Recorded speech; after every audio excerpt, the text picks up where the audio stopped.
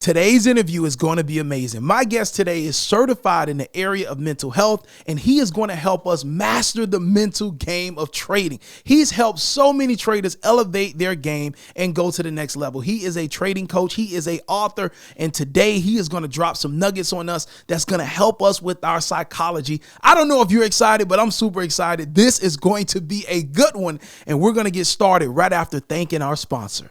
$173,597. That's how much Funded Trading Plus paid one Forex trader just last year. Since taking the industry by storm in 2022, they paid out millions of dollars to their funded traders, and there's no reason why you can't become the next big success story. Listen, traders, if you're ready to level up and get funded, this is the prop firm for you. Their programs have payouts within 3 days, no time limits on all challenges, and guess what? You get up to 90% profit splits. On top of all of this, they offer an achievable scaling plan where you can take your funding all the way up to $2.5 million. Listen, guys, make 2023 your best year ever with Funded Trading Plus. For more information on getting funded, as well as getting 10% off your next challenge, use coupon code PODCAST at fundedtradingplus.com. What's going on, Jared? How are you, man? Hey, Calvin. Good to see you. Good to be here. As I told Jared offline, Jared is the author of The Mental Game of Trading. It is one of the books that is in my top 3. The other 2 are older books, which were written decades ago, as I share with him. So I told him he's doing something very, very right in this space. So talk to us about the book, what inspired the book, and what have you been able to accomplish in terms of helping traders through the book? Yeah, so the book is a byproduct of roughly 9 years of work with traders. Now, I'm not a trader myself, right? I started coaching golfers, and then I transitioned to poker when professional poker players started kind of knocking on my door. Then I worked in esports as well. And so in my 9 years working with traders, I kind of became almost like a sociologist, where I came and studied, all of you and understood the way in which you think, the way you talk about the main problems that you have. And I think the book really tries to crack the biggest problems that traders face and provide a system to be able to not just solve them, but really solve kind of any major mental and emotional issue you're facing, in trying to perform. And that system is one that applies to golfers and to poker players and to esport athletes and to really any endeavor, because the fundamentals of it are based on how the human brain is wired and the rules that we kind of have to play by. And a lot of traders, much like other people, they don't know the basic rules. And so there are expectations that you have about, controlling your emotions in lots of situations when you don't really even understand how to do that properly. Most people try to control their emotions far too late. Their emotions are way overactive,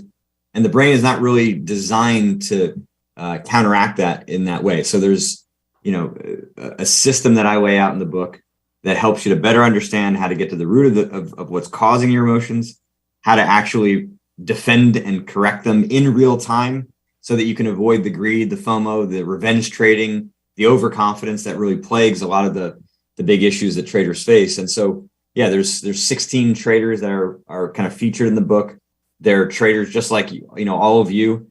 Some are very beginners, some are more experienced, but I think one of the things that I've appreciated the most about the feedback I've gotten about the book is that so many people kind of feel like that I'm like in their head and I'm talking to them, because again, while everybody's kind of different, the issues that you all face, really can get grouped into these clusters, and there's just not that many ways in which you experience them, because trading's not that complicated. So the book tried to capture the vast majority of the issues that most traders face. It's a great book, guys. I stumbled upon it through Audible, and I was like, I never seen this one. And so I'm like, man, this is really, really good. And the case studies were really, really relatable. So it's really, really a good read.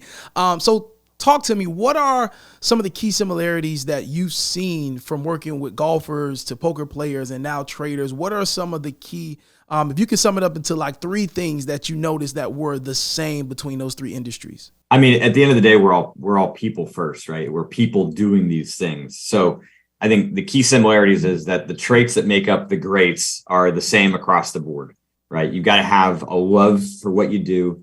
You got to have a passion for what you do, because that's going to drive you to take those extra steps, put in the extra hours. And I think, different from golf, but poker's is quite similar.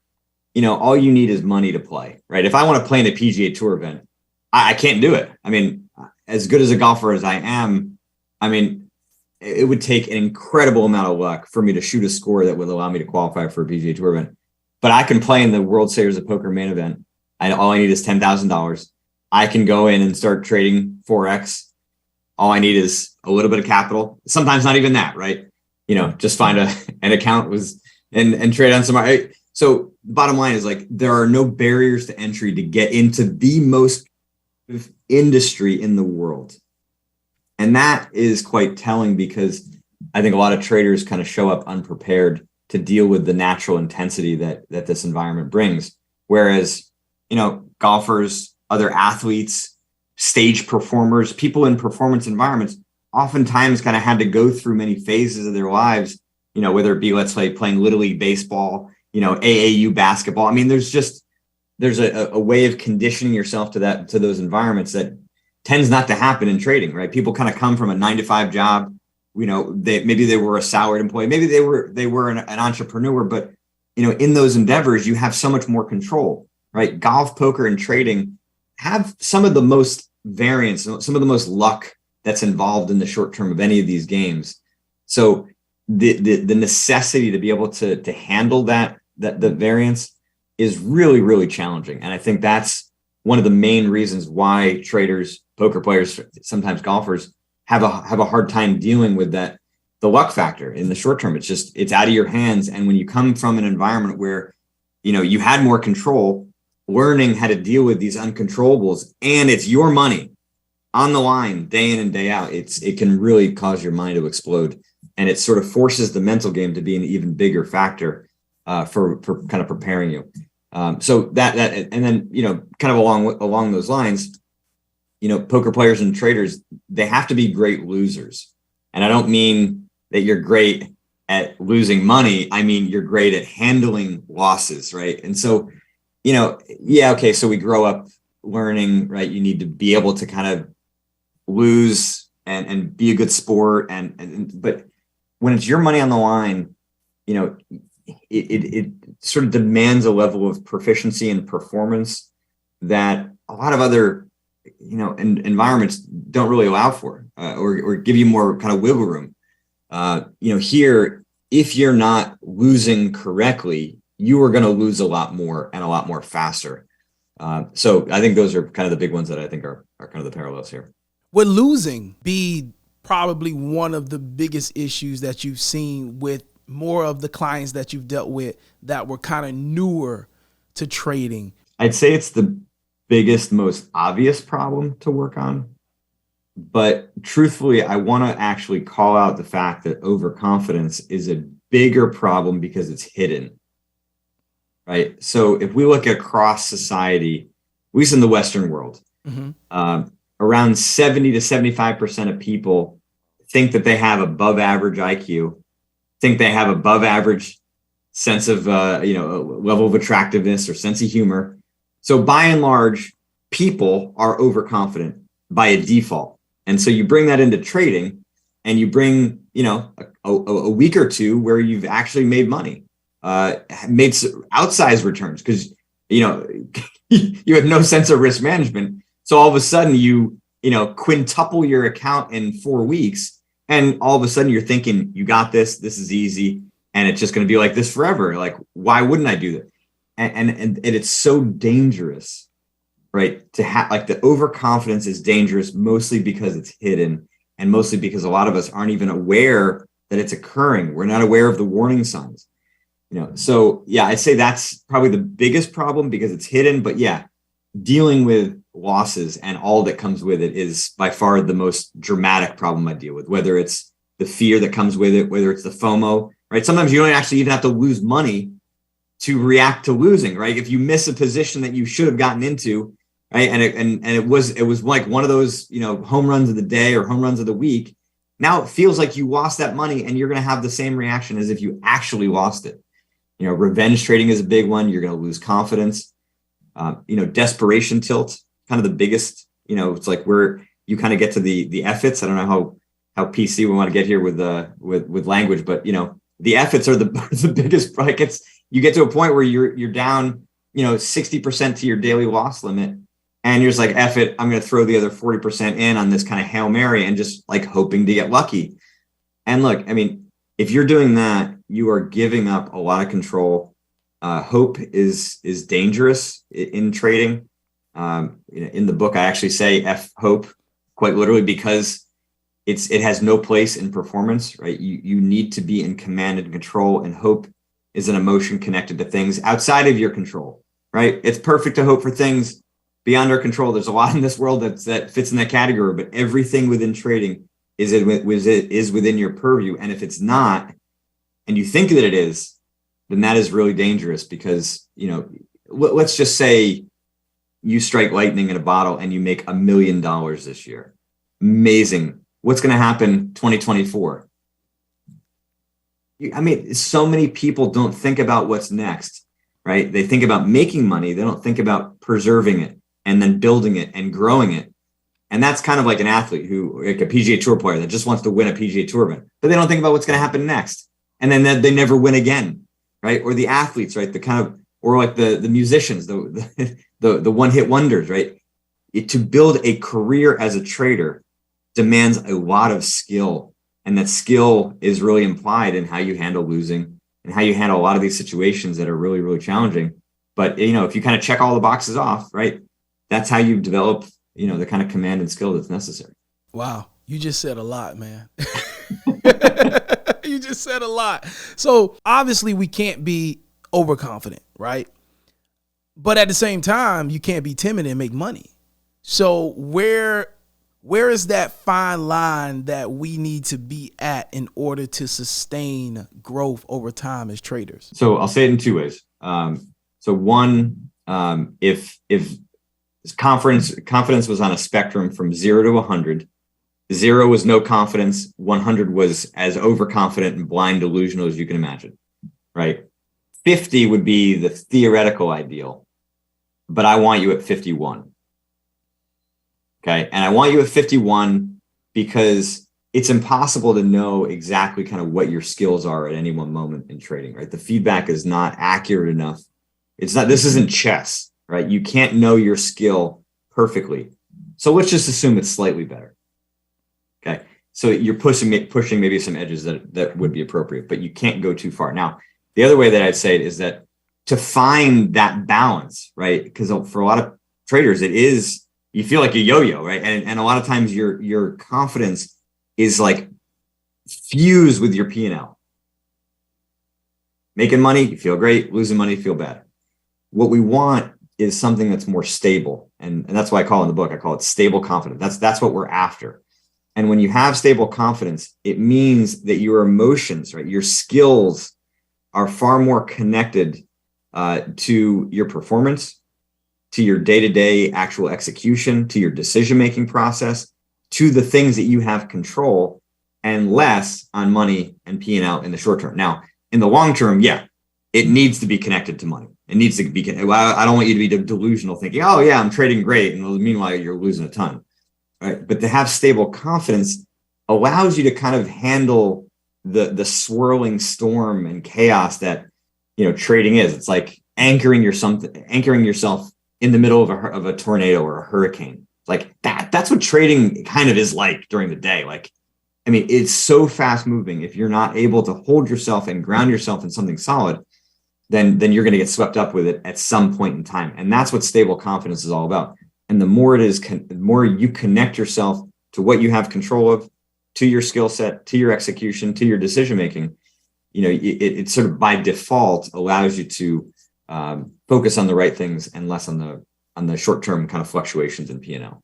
We're seeing a lot of social media trader influencers. Like, have you seen negative or good effects with social media in trading? So I haven't worked with a lot of clients that are trading, kind of live on air. I've worked with, poker players and esport athletes who are doing that, and it is a skill in itself to be able to kind of do two things at once. If you're going to do that, you have to be able to recognize that there are two skills that you're trying to hone. One is you are an entertainer, and two, you are a trader. And sometimes that kind of interface can be distracting. So it's just another skill set to develop. From a wanting to prove yourself standpoint, yeah, I mean, there's traders want to prove themselves in whatever kind of way that means for them. Some, they want to leave a job. Others, they want to create a nice side income. For some, they want to be one of the best in the world. And so whatever you're kind of trying to prove to yourself, I think like the biggest danger in that is not really understanding kind of the road that it's going to take to get there. And having too much, what we'll say, kind of macro impatience, right? There can be the micro impatience with this particular trade and not kind of waiting for your setup. And then there's the macro of like wanting to kind of get to those next big outcomes in your career, getting funded, being able to, have a $10,000 account you can trade, or, sizing up in terms of number of contracts you're trading. But all those points, right? In my experience, impatience is really mostly a byproduct of not firmly understanding the road that you've got to go through. And many traders are very impatient about their missteps. So they kind of infuse those mistakes, those setbacks, those blown accounts. They view them as failures. They view them as big mistakes. And there's a lot of pain and self-criticism and anxiety and loss of confidence. There's a lot of chaos around that, when really what you want to be baking into it is a lot of curiosity. The phrase I like to use is, be a detective, not a dick, right? Try to understand more about why those things are happening, right? What's at the root of your emotions? What's at the root of, some of the impatience? And if you get to that, then you're going to understand why those mistakes and failures have happened. And then you'll have a chance of correcting it, because otherwise it's just not, like, trading is too complicated to just say, don't do that, right? Do this all the time. If you're continually making the same mistake again and again and again, you do not understand why that mistake is happening. And your attempts to fix it are basically gambling. One thing that I took away from the book is that what you think the problem is never really the problem. It's always deeper than what you think it is. Why is that the case? Why do we only see what's on the surface, but we ignore, those many little things that are wrong with us? I mean, I think it's sort of twofold. One is a general societal way of problem solving. People just, they sort of see what they see and then want to solve it. I mean, you can see it in politics, right? You can see it, I mean, even like a global warming kind of thing. Like, all right, well, what are we going to do? Well, we're going to just start to capture carbon from the sky and stick it in the ground. Like, well, it's just, you're kind of dealing with the symptoms. You're not getting at the root of the issue, which is, on the consumption side. I'm not going to go into all that, right? But I think general problem solving tends not to look at causality. It tends to look at the byproduct and try to solve the byproduct. Number two, I don't know about you, but I grew up as a guy not really thinking too much about my emotions, not really, saying that it's like manly to think about this stuff and to look at it practically.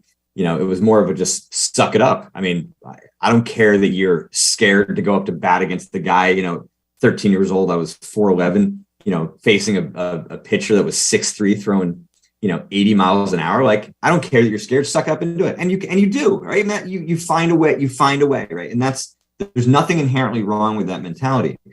But for many people, especially traders, right? When you're working independently, you don't have a coach who's there kind of helping to motivate you day to day, who can kind of get you through those trouble spots. Like, you're on your own. You have to have a level of integrity and solidness to your skill set that is just has to be stronger than when you're on a team or you're surrounded by other people that can help. So you have to dig deeper to understand why you are reacting with FOMO and anger and, overconfidence in these situations, and then kind of solve it. So to me, it's just a change in problem solving. And, what I really tried to do with the book was to make kind of dealing with your emotions very practical. This isn't about therapy. This isn't kind of psychobabbly stuff. It's just very practical stuff. I mean, look, I wanted to play professional golf. I did not want to be sitting here talking with you, no offense, today, talking about this stuff when I was a kid. I wanted to play professional golf. So I say that because I've like learned the skill of psychology and kind of working on these issues, but I needed it to work for me as an athlete. And that meant being very practical and systematic, and not just saying things that sound nice, and even presenting, good ideas, but that won't hold up in the heat of the moment when you are on your own trying to make a trade, and trying to make the right one. And that stuff just doesn't work. So you need to get deeper in order to be able to do that properly. So when is the right time to say, man, I need coaching? I'd say, you're either really close to developing an edge that works, or you're there and you just kind of keep getting tripped up, and you'll have a couple of weeks where you're trading well and then, setback. And it's just like, you kind of can't get out of your own way. Yeah, I mean, I really don't like to work with newer traders who don't really have a lot of skill yet, because at that point, what we're really doing is like working on the personal issues or like performance issues that would exist in other arenas.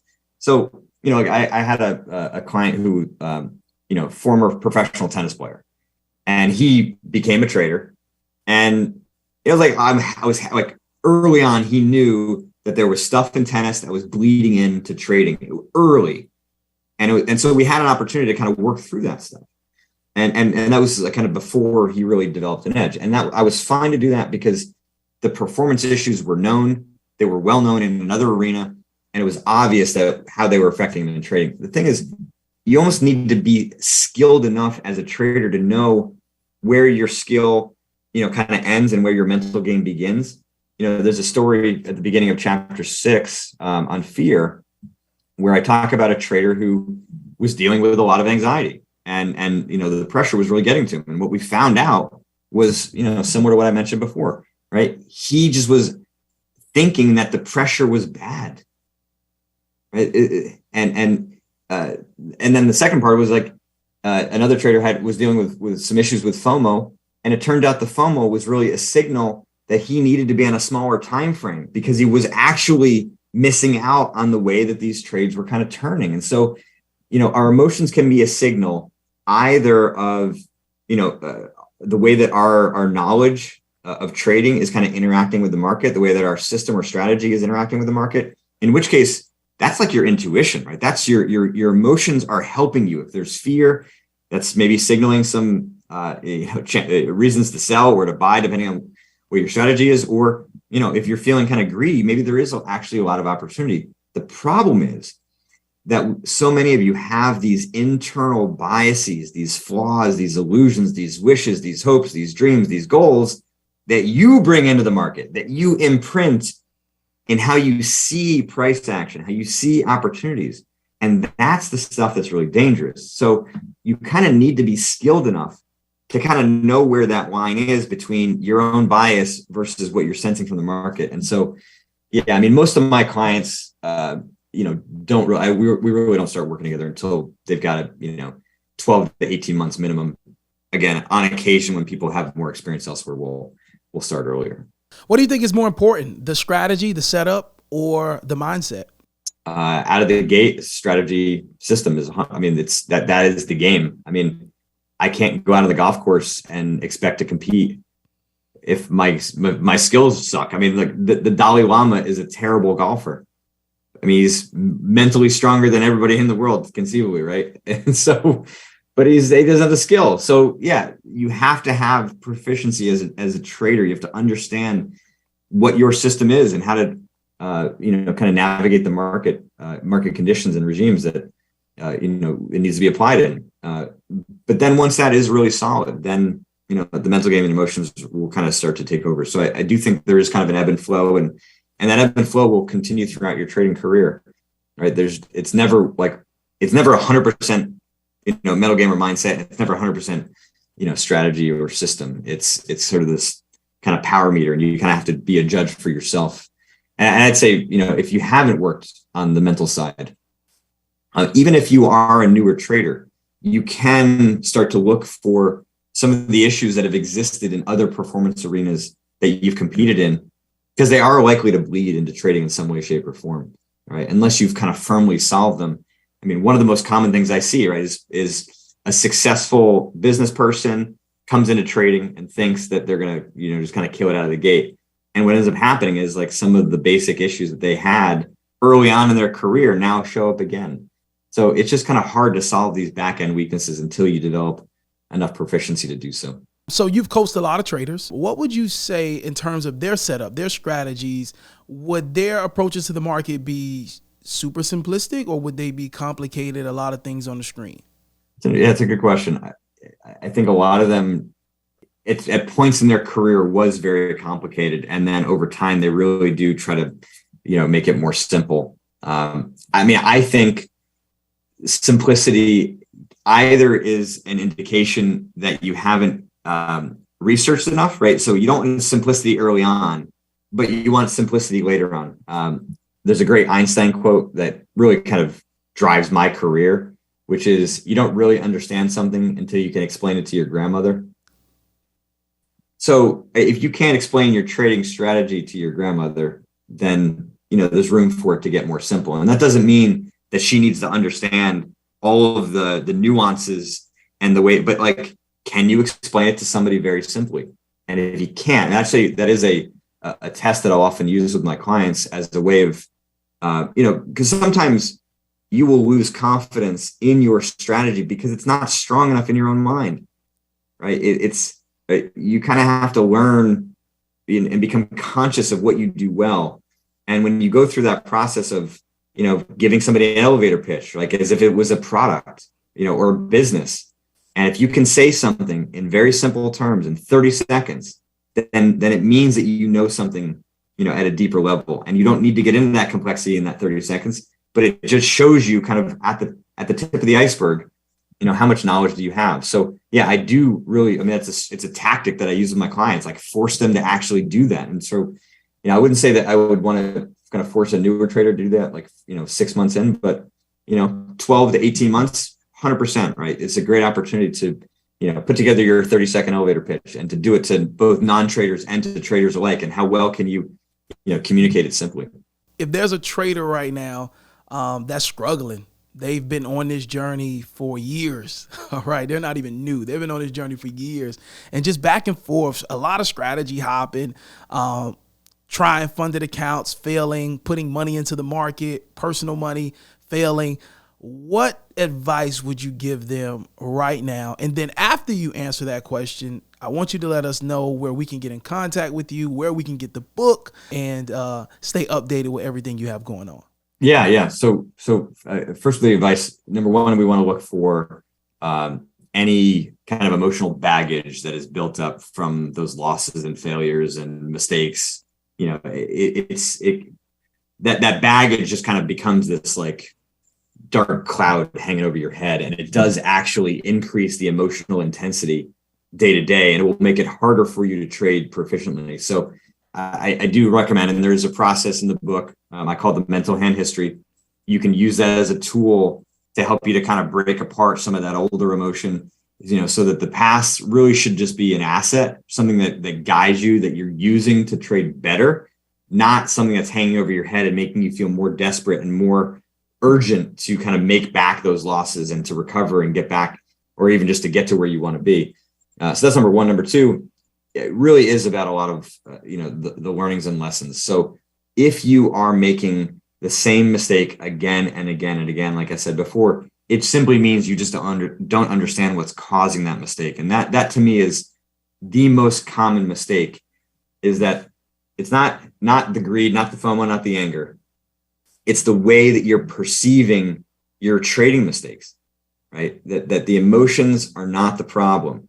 The emotions are a signal of a deeper problem, and they primarily are the cause of those bigger mistakes. So you just got to change your problem solving. The bottom line is, like the farther you get out where you're not successful, very often the more urgent and desperate you become. And that's a dangerous place to be. And you're trying to kind of get the results without really using the knowledge that you've gained from maybe 5 to 7 years of work. Like there's a lot there, and it's not being used properly, in part because those emotions can be paralyzing, both kind of present day and also the, kind of the baggage that's accumulated. So, yeah, I mean, that's kind of the advice for the trader that's, looking to break through. As far as where to find me in the book, jaredtendler.com is my website. There's a lot of free resources on there, including a blog that I kind of update monthly, worksheets that will go along with the book that you can use, including a PDF companion to the audiobook, and a free ebook on intuition, which is kind of a companion to the book as well. I've got a newsletter that I put out monthly. I've got office hours, which is a monthly YouTube live stream. So basically, if you just kind of sign up for my newsletter, you'll get kind of in that ecosystem and be able to download all that stuff that you need. As far as the book goes, basically wherever you buy books, right? If you like audiobooks, it's anywhere you buy audiobooks. If you like softcover or ebook, it's pretty much wherever you buy them. Amazon, obviously is kind of the biggest seller for most things these days. But you also can get the book directly from me, at least via softcover. And if you do want a signed copy, just make sure in the notes, kind of the comment section as you're checking out, just make sure to say signed. Otherwise, I won't, because who knows who it's actually going for. But jaredtendler.com. You can follow me on Twitter at jaredtendler. And Ladies and gentlemen, Jared Tendler is here with us, the author of The Mental Game of Trading, just dropping some good, refreshing nuggets for us as we persist on this journey of trading and becoming profitable traders. Jared, I really appreciate you for stopping by. Ladies and gentlemen, till next time, me and Jared look forward to running into you at the bank one day, but you can't meet us there. You got to beat us there. When we pull up, you should already be walking out with a smile on your face and a duffel bag on your shoulder. All right, this is Calvin, a new trader, another episode of Forex Beginner Podcast. We'll catch you next time. Peace.